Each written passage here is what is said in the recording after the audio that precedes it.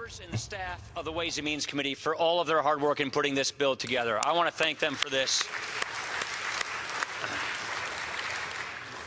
I want to personally thank one of my predecessors from the Ways and Means Committee who helped lay the foundation to get us to where we are today, and that is Dave Camp. Dave Camp did a lot to help us get to where we are. I want to, most of all, commend and express my profound admiration to the architect of this measure, Chairman Kevin Brady.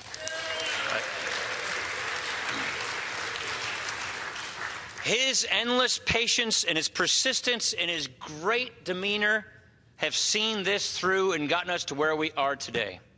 My colleagues, this is a day I've been looking forward to for a long time.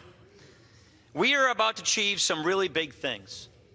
Things that the cynics have scoffed at for years, decades even. Ideas that have been worked on for so long to help hardworking Americans who have been left behind for too long. Today, we are giving the people of this country their money back. This is their money after all. Mr. Chairman, or Speaker, the House is not in order. The chair notes a contravention of the law and against the rules of the House. The Sergeant-at-Arms will identify the person or persons responsible and have them escorted from the House chamber before proceedings will resume. All right, so what we're watching there, Sergeant of Arms has been called in to handle a heckler in the gallery. And so now, as soon as the Speaker resumes his speech, we'll go back. He's taken to the House floor just before they're set to vote, historically, on tax reform. So as this is played out, you see him smiling there, waiting for the Sergeant of Arms to clear the way here. Patrick Griffin is alongside. You said this happens sometimes. Yeah, another satisfied customer, Harris, as we like to say. Oh, my goodness. It does happen sometimes. Yeah. All right. So as we watch this play out, let's dip back in and see what's happening. Nope, we're not ready to talk yet. So, you know, as things go, when you're about to make history, sometimes people have an exception to that, and hecklers step in. Here we go. The House Speaker resumes. As I was saying, Mr. Speaker, today we are giving the people their money back.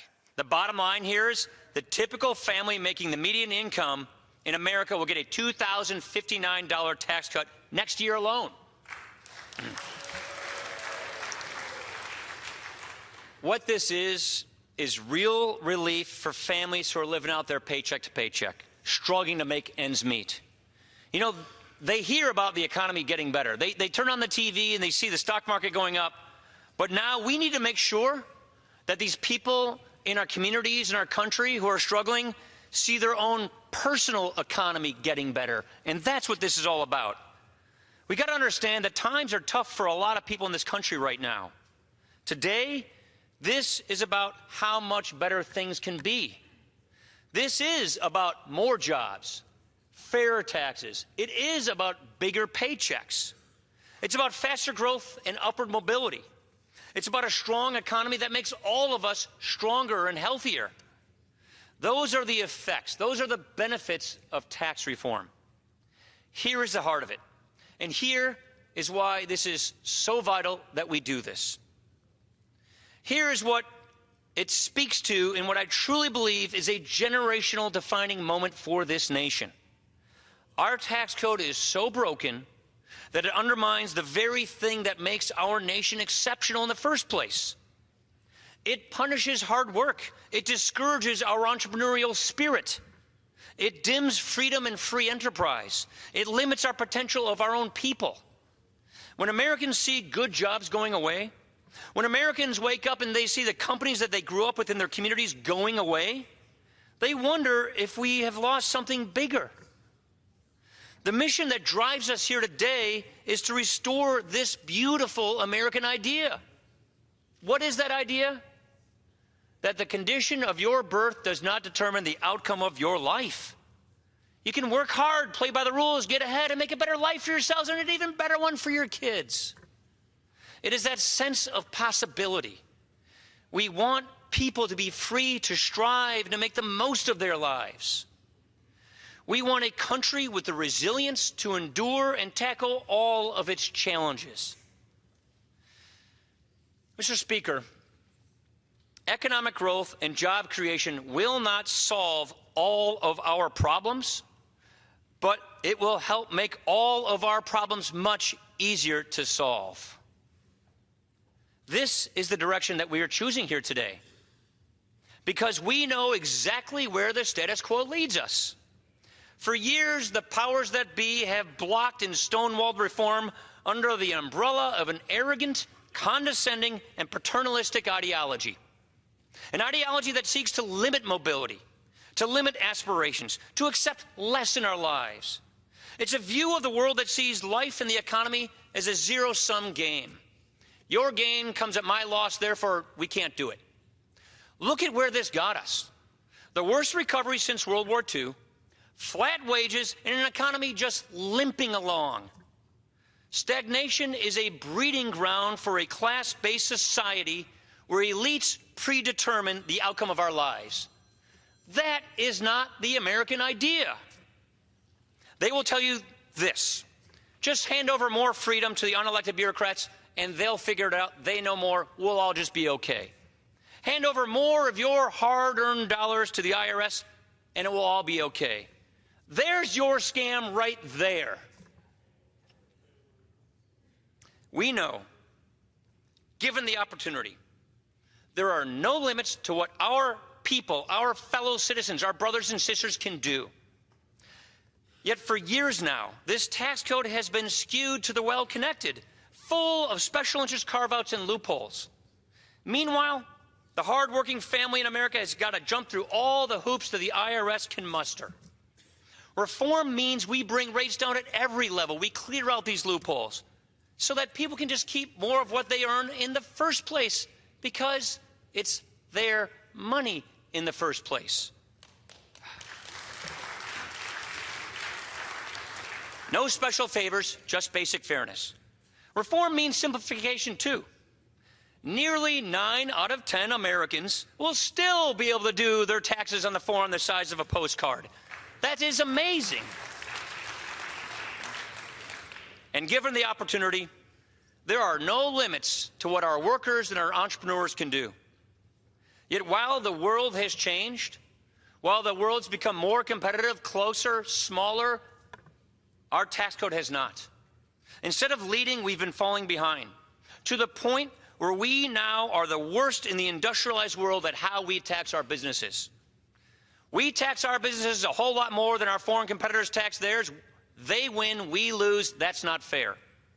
It is basically open season for our competitors to come in and take our jobs overseas under the current tax code.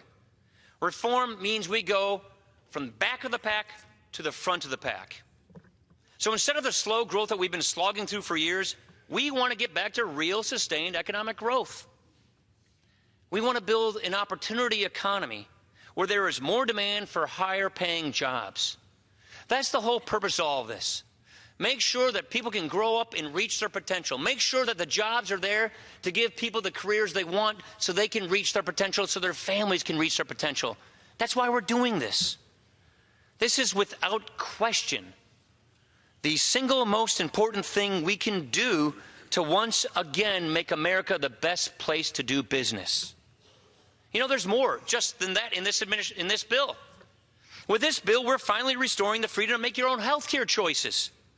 By repealing the individual mandate at the heart of Obamacare, we are giving back the freedom and the flexibility to buy the health care that's right for you and your family. And finally, we are doing something truly to put America in the lead. We are doing something historic to develop our own energy resources. Some people have been working here since I was in the 2nd grade on this project. After decades and decades in this chamber, we're opening up a small, non-wilderness area of the Alaska National Wildlife Refuge for responsible development. It is the most ambitious step we have taken in years to secure our own energy future. This is one of those times to just take a step back. Let's just take a minute, collect ourselves, and step away from the noise. We talk a lot in these jobs about turning points. There is no doubt that we are at one of those turning points right now. And this one will determine the kind of country we're going to have this century. But too often we have seen before how doubt creeps in, how the tyranny of short-term thinking takes over, and history fails to turn. There is, after all, a reason that this has not been done in 31 years. This really is a generational defining moment. And let's let this generational defining moment be defined by optimism, not by fear. By the rising aspirations of our people and not the doom and gloom of managed decline that we have become too familiar with. This is our chance. This is our moment. Let's turn at this turning point. Let's reclaim the principles that have guided us for generations. Let's recapture our destiny for generations to come so this beautiful story of the American idea is repeated and passed on to the next generation. A nation more united, more confident, more prosperous, and, Mr. Speaker, more free. Pass this bill. I yield.